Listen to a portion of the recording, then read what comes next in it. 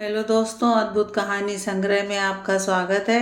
आज की हमारी कहानी है मैं सर्वगुण संपन्न नहीं हूँ। मधु, तुमने घड़ी यहीं छोड़ दी। हाँ, वो मैं भूल गई थी। ध्यान रखना चाहिए था ना अपनी चीज़ों का। इसे अपनी जगह क्यों नहीं रखा? बोला ना, ध्यान नहीं रहा। कल मुझे सांस लेने की भी फुर्सत नहीं थी तो भूल गई। अगर चीज़ें संभाली नहीं जाती तो पहनना छोड़ दो। ठीक है, छोड़ देती हूँ। अब खुश। अब मधु का मुंह भी लटक चुका था, गुस्से और दुख में। लटके भी क्यों ना, जैसा कि होता आया है। आज बड़े दिनों बाद फिर पति सोमेश ने उसे उसकी सास और ननद के सामने गुस्से में सुनाया था। और पीछे खड़ी दोनों सास ननद मुस्कुरा रही थी मंद मंद। वो अपने आंसू छुपाने अपने कमरे में चली गई। थोड़ी देर बाद सोमेश भी पीछे से उसके पास पहुंच गया, ये देखने कि कहीं उसे बुरा तो नहीं लग गया, क्योंकि वो उसे प्यार भी बेहद करता था। देखो मधु, मेरा मतलब तुम्हारा मन दुखाना नहीं था। मैं तो इतना भर कह रहा हूँ कि अपनी चीज़ें व्यवस्थित रखा करो। रखती तो हूँ ना मैं, कभी कभी हो जाता है। देखो, वो मम्मी और सिम्मी मुंह चला रही थी कि यहाँ घड़ी छोड़ दी, अभी तक चीज़ें संभालना नहीं आई।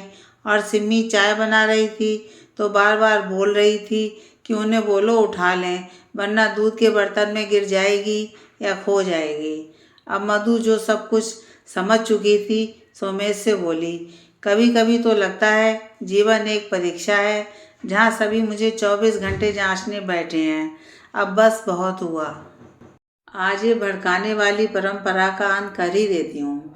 फिर तेज स्वर में बोलने लगी ताकि सभी को साफ साफ सुनाई दे। अच्छा, वही ना, मैं सोचूं कि फिर से इतिहास दोहराया जा रहा है। तो जिनको उस घड़ी से प्रॉब्लम है वो उसे उठाकर मुझे दे देते।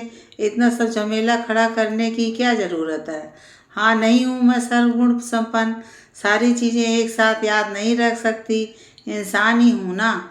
कल पूरा समय आज होने वाली पूजा की तैयारियों में लगी रही। बाजार से फल सब्जी लेना, फिर सब्जियां काट कर रखना, रायते के लिए बूंदी छांटना। ऊपर से बिट्टू कितना परेशान करता है। पूजन और सुहाग सामग्री भी लेने के लिए अलग अलग जगह जाकर लाना। ये सब अकेले करना मेरे लिए मुश्किल रहा होगा या नहीं, ये सब क्यों सोचेंगे सभी।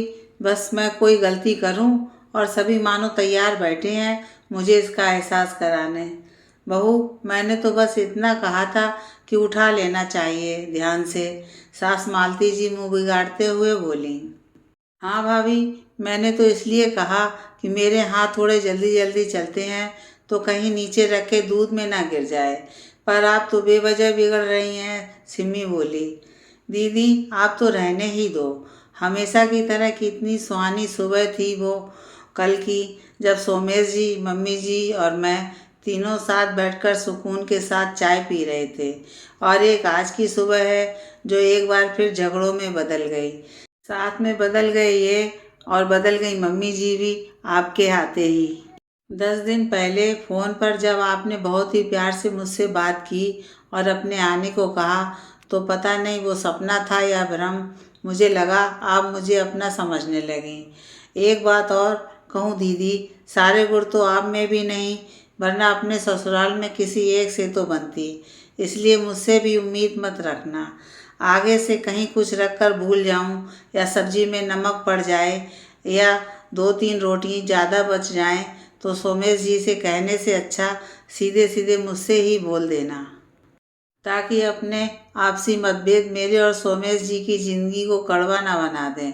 इससे पहले सोमेश जब भी सभी के भड़काने पर कुछ सुनाता तो उल्टा सॉरी बोल आगे से गलती ना दोहराने की बोल 2 आंसू बहा परफेक्ट बनने में लग जाती। पर न जाने आज उससे सहन ना हुआ। मधु अब चेहरे पर सुकून के भाव लिए जुट गई शाम में होने वाली पूजन और भोजन के इंतजाम में।